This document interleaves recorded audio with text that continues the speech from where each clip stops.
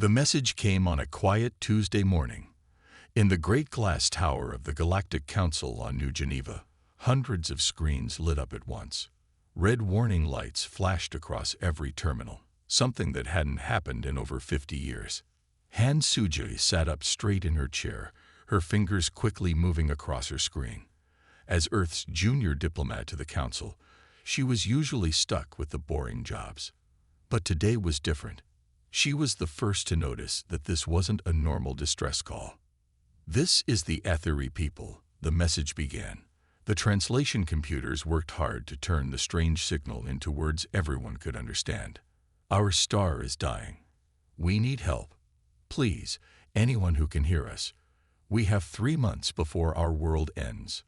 Suji's heart beat faster as she read. She had never heard of the Aethery before, but the fear in their message was clear. She looked around the room. Other diplomats from 100 different worlds were reading the same message, but many were already turning back to their usual work. "We need to help them," Suji said, standing up. Her voice was louder than she meant it to be. Several alien diplomats turned to look at her. Some had tentacles, others had scales, but all wore the same doubtful expression. Ambassador Cole, a tall blue-skinned being from the Centauri worlds, spoke first. "Young one, we cannot rush into this. There are rules, protocols. We don't even know these." Aethery. Suji walked to the center of the room.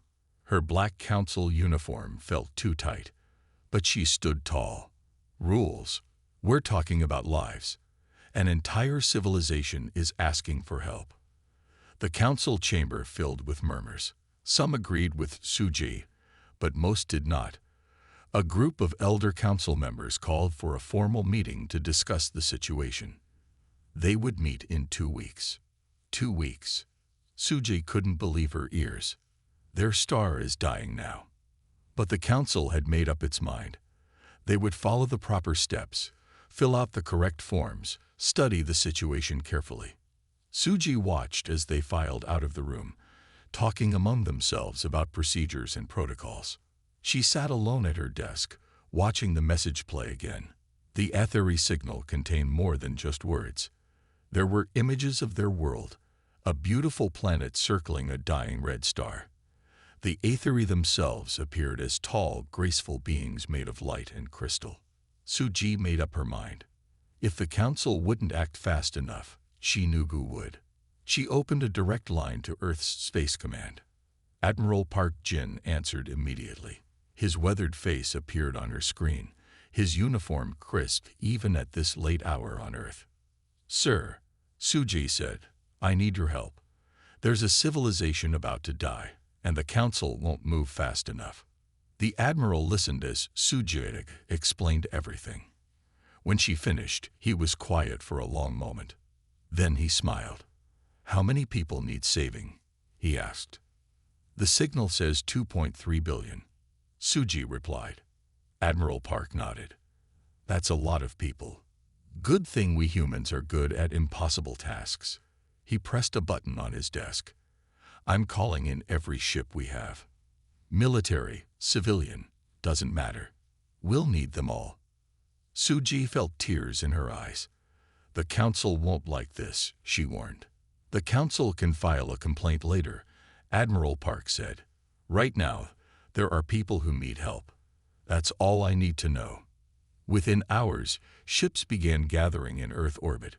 Word spread quickly through the human colonies. Captains volunteered their vessels. Engineers began preparing for the longest rescue mission in human history. Suji watched from her office as other council races sent observers to watch the humans prepare. They called it reckless, dangerous, against protocol. But as Suji looked at the growing fleet of Earth ships, she felt proud. In all the galaxy, with all its advanced races and powerful civilizations, only humanity was willing to drop everything and rush to help strangers. She packed her bags quickly. Admiral Park had offered her a place on the command ship. They would leave in 24 hours, whether the council approved or not. As she walked out of the council building, Suji looked up at the stars. Somewhere out there, The Aethery were watching their sun die, hoping someone would answer their call. "Help is coming," she whispered to those distant stars. "Humanity heard you, and we're on our way." Admiral Park Jin stood on the bridge of his command ship, the Earth Hope, watching hundreds of vessels gather in Earth's orbit. Every kind of ship had come. Cargo ships, passenger liners, even old space ferries. Each one had a captain who volunteered to help save the Aethery. "How many ships do we have now?" he asked Captain Lee Do-Won, who was keeping track of the growing fleet. 312, sir, Do-Won answered, looking at his screen. "More are still coming. I've never seen anything like this." The Admiral smiled. Earth's people had always been good at coming together in times of trouble. They had learned this from their own history of earthquakes, floods, and storms. Now they would use that knowledge to save an alien race. Suji arrived on the bridge, carrying new data about the Aethery star. "It's getting worse," she said. "The star is dying faster than we thought. We might only have 10 weeks, not 12. Admiral Park nodded. He pressed a button that connected him to all the ships in the fleet. "This is Admiral Park. Our time is short. We launch in 1 hour. Anyone who's not ready will have to catch up." Engineers rushed to finish loading supplies. Medical teams packed their equipment. Every ship had to carry enough food, water, and air for their crew and many refugees. In the ship's main engine room, Chief Engineer Kim Ji-hun worked fast to make more space for refugees. He had found a way to safely turn cargo holds into living areas. "We can fit 30% more people this way," he explained to his team. "It won't be comfortable, but it will keep them alive." The council sent one last message, ordering them to stop. Admiral Park didn't even answer. Instead, he gave the order to launch. One by one, the ships lit up their engines. The fleet looked like a river of stars flowing away from Earth. Many people on the ground watched and cheered as their ships left to save the Aethery. "Plot a course through the spiral arm," Admiral Park told his navigation team. "We need the fastest route." Do-Won spoke up from his station. "Sir, the fastest route goes through the dark zone. No one has mapped it properly." "Then we'll be the first," the Admiral said. "We don't have time to go around." Suji worked with the communication teams to send messages ahead to the Aethery. "We're coming," she told them. "Earth has heard your call. Don't give up." The fleet moved faster than any rescue mission in history. Ships traveled close together to save fuel. Crews worked in shifts to keep everything running. At every meal, Ji-hun and his engineers tried to find ways to make the ships carry more people. They removed unnecessary equipment and used every bit of space they could find. "My grandmother told me stories about the old rescue ships that saved people from floods back on Earth," Ji-hun said as he worked.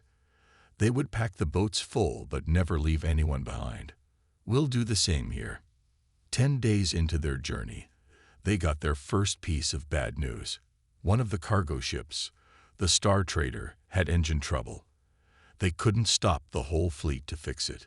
"Leave no one behind," Admiral Park said.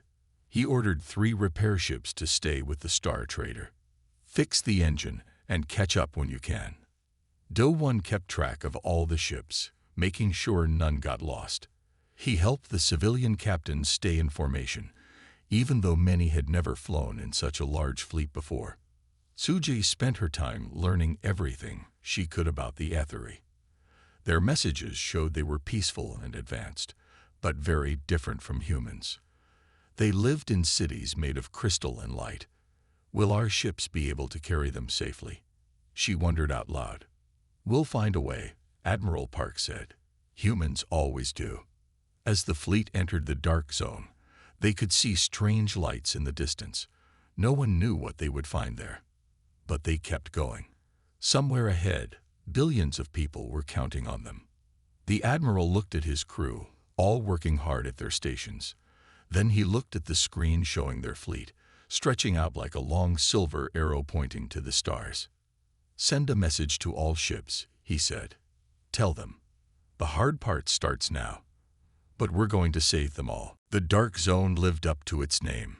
As the fleet of 300 ships moved deeper into this unmapped region of space, the familiar stars grew dim. Strange lights flickered in the distance, like lightning in space. Captain Lee Do-Won checked his instruments again. "Navigation is getting harder," he told Admiral Park. "The normal star maps don't work here." In the engine room, Jae-hun noticed something odd. The ships were using less fuel than expected. "It's like something is pushing us forward," he said to his team. "The dark zone has currents, like an ocean." Suji worked in her small office, talking to the other ships. Some of the civilian crews were scared. They had never been this far from Earth.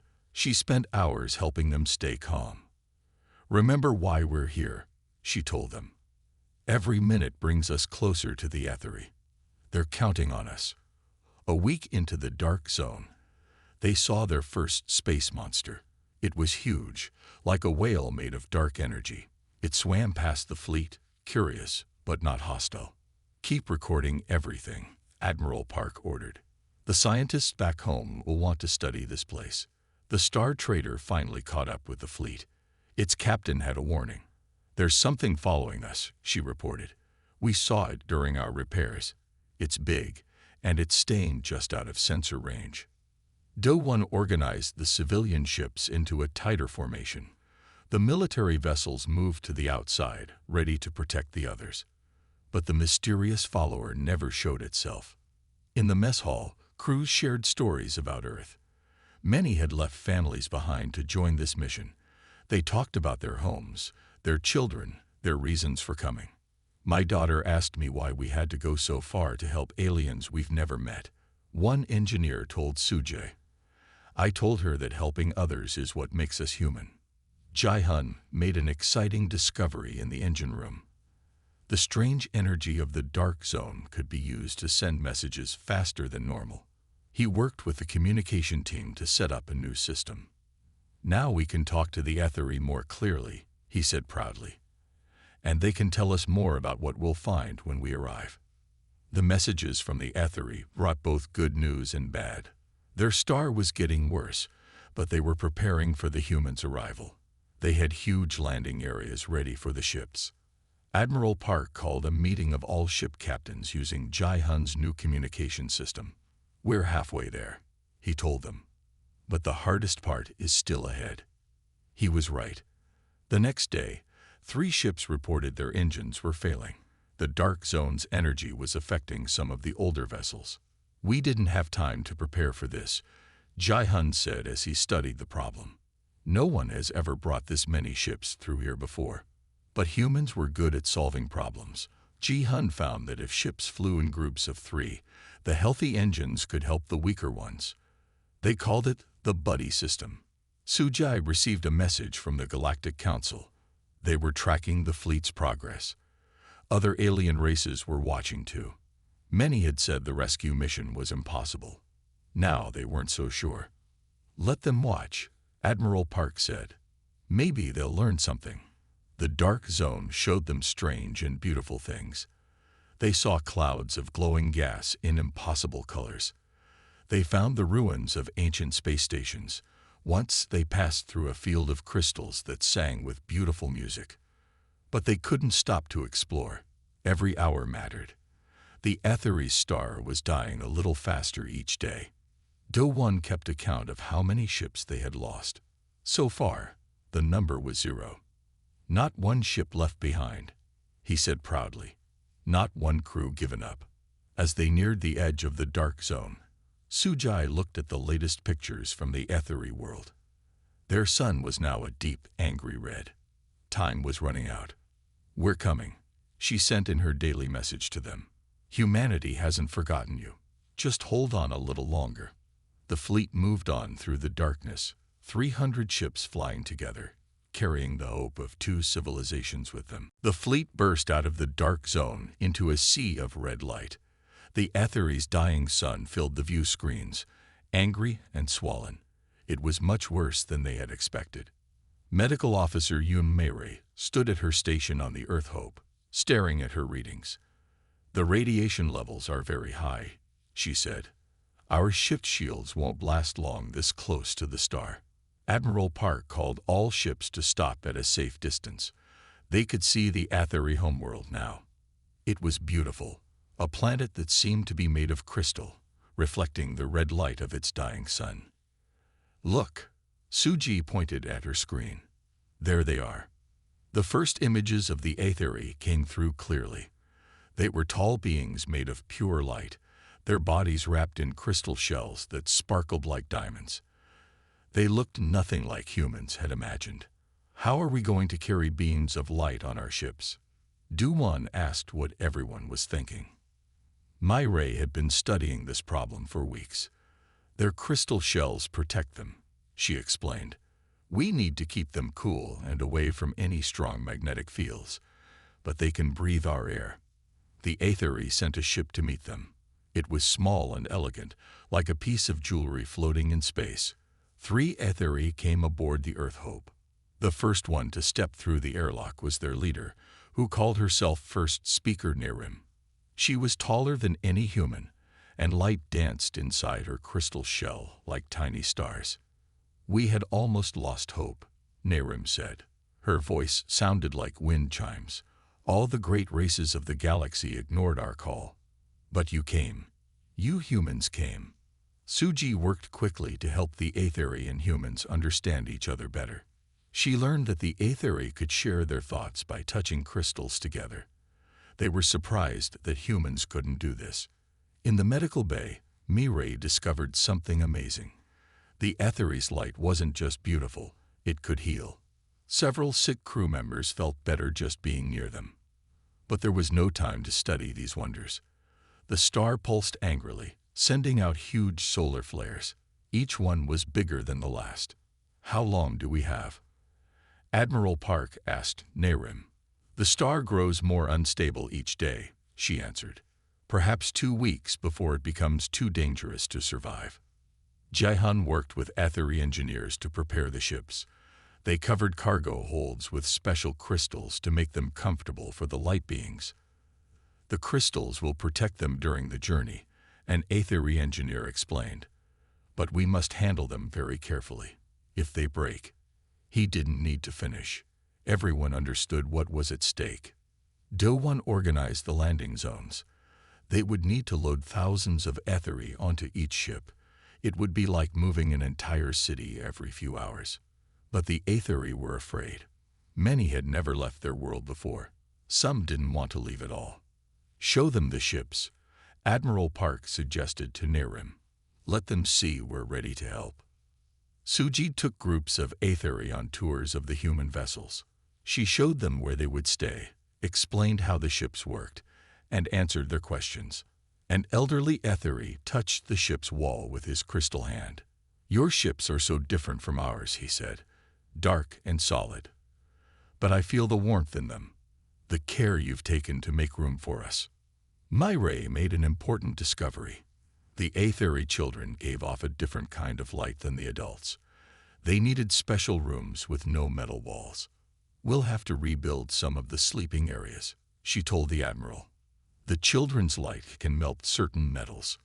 Time was running out. The star threw another huge flare into space.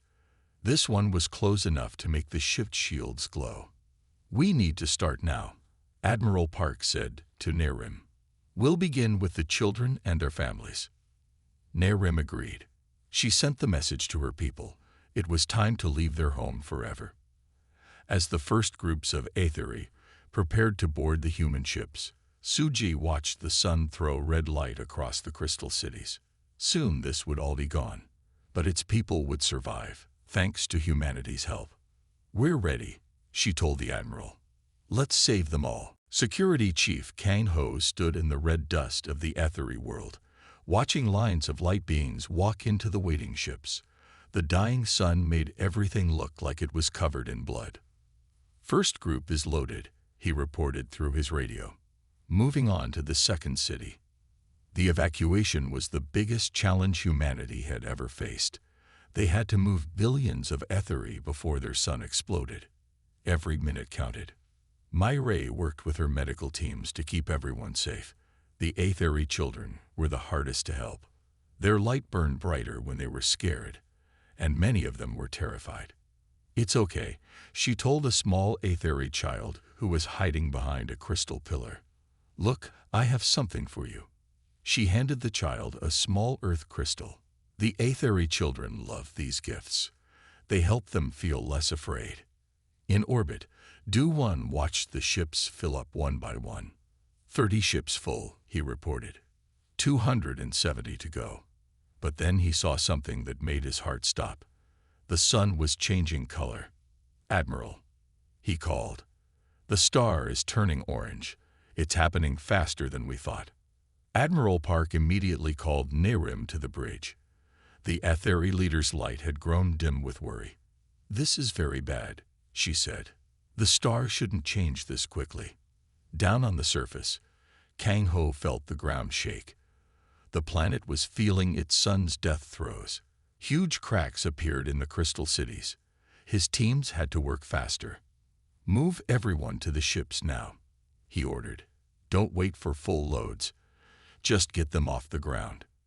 Jai-Hun's engine crews worked non-stop to keep the ships running. The star's radiation was affecting their systems.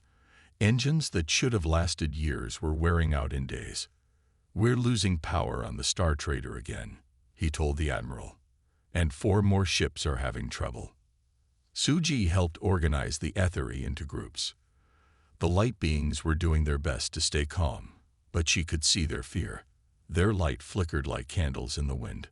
"Please," an Aethery elder begged her. "Our history crystals. We cannot leave them behind.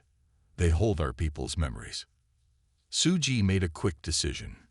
"Kang Ho," she called. "We need teams to save their memory crystals. It's their whole history." Kang Ho sent his strongest teams into the crystal libraries. They carefully packed thousands of memory crystals into special containers. These were a people's entire history. They couldn't let that die with the star. The ground shook again, harder this time. A huge crack split one of the landing areas in half. 3 ships had to take off quickly before they fell in. "We've lost landing zone 4, Kang Ho reported, moving everyone to zone 2 and 3. Myray discovered that some Aethery were getting sick from the star's radiation. Their crystal shells were starting to crack. She had to set up emergency treatment areas on the bigger ships. "Their light is failing," she told the admiral. "We need to move faster." Admiral Park looked at the numbers. They had evacuated almost a third of the population, but the star was dying too quickly. At this rate, they wouldn't save everyone in time. "Tell all ships to drop their safety margins," he ordered. "Load them past their normal limits. We'll worry about comfort after we're away from the star." The next few hours were a blur of activity. Ships landed, filled with Aethery, and took off again. Ground teams worked until they could barely stand. Everyone pushed themselves to their limits and beyond. Then Narration brought the worst news yet. "The outer cities are falling," she said. "The crystal towers are melting. We're losing whole regions of our world." Kang Ho watched as beautiful crystal cities crumbled into dust. The Aethery were losing their home, their history, everything they had ever known. But at least they would live. "Keep moving," he shouted to his teams. "We don't stop until everyone is safe." As another group of ships lifted off into the red sky, Sujai looked at the dying world below. Part of her wanted to cry for what was being lost, but there was no time for tears. They had to keep working. The sun grew brighter and more unstable with each passing hour. The race to save an entire civilization continued, with no one knowing if they would finish in time. The star exploded without warning. Not the final explosion, but a burst that shook the whole system.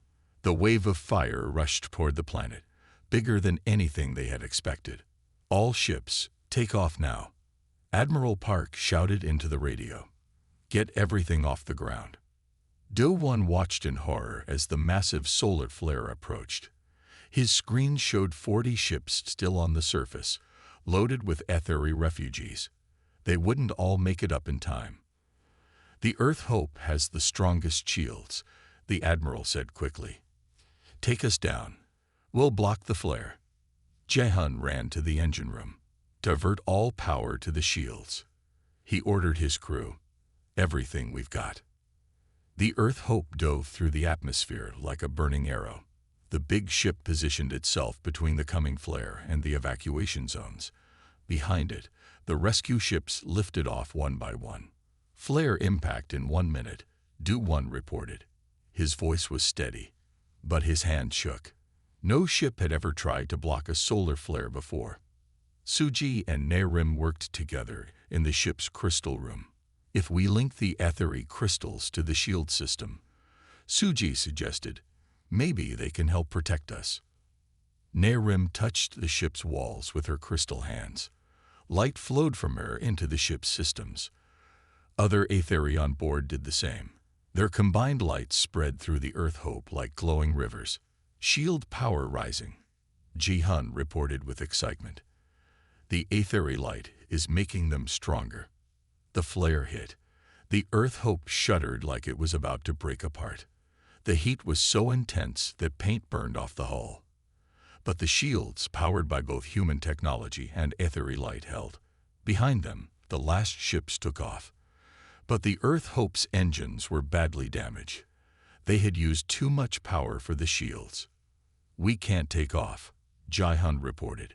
The engines are dead. Mai-Ray rushed to help crew members burned by the heat.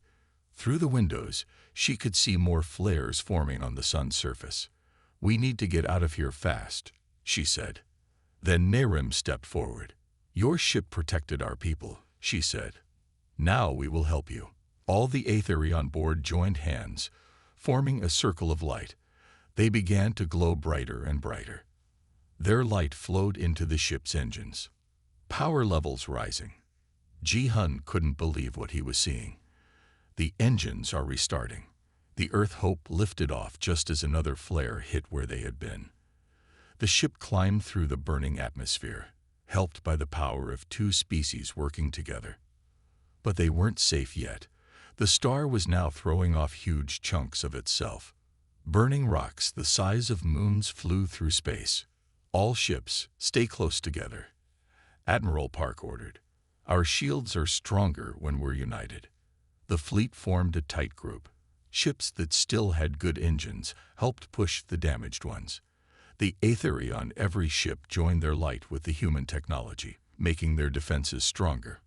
We're not leaving anyone behind, Do-1 said as he guided the fleet. Not after coming this far. They had saved almost everyone. A few Aethery had refused to leave, choosing to die with their world. But billions were now safe on the human ships. Suji watched on the screens as the last ships made it to safe distance. Behind them, the Aethery sun looked like an angry eye about to close forever. Thank you, Narration said to Admiral Park. Your people risked everything to save us. It's what humans do, he replied simply. We help where we can. As if answer these words, the Aethery sun threw out its largest flare yet. But this time they were ready. The combined fleet, protected by both human shields and Aethery light, stood strong against the fire. On the bridge of the Earth Hope, humans and Aethery worked side by side to guide their people to safety. They had faced the impossible together and won. Mai-Ray looked at her medical readings and smiled. The Aethery are growing stronger, she said. Their light isn't flickering anymore. They know they're safe now. The fleet moved steadily away from the dying star, carrying with them the future of two peoples who were no longer strangers. The fleet was 3 days away from the Aethery system when their sun finally died. Everyone watched on their screens as the star exploded in a burst of light brighter than 1,000 suns. The Aethery homeworld disappeared forever in that final flash. Suji found Narration in the observation room of the Earth Hope. The Aethery leader's light was dim with sadness, but steady.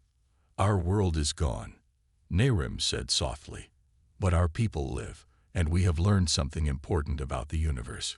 We are not alone in caring for others. Admiral Park called a meeting of all ship captains.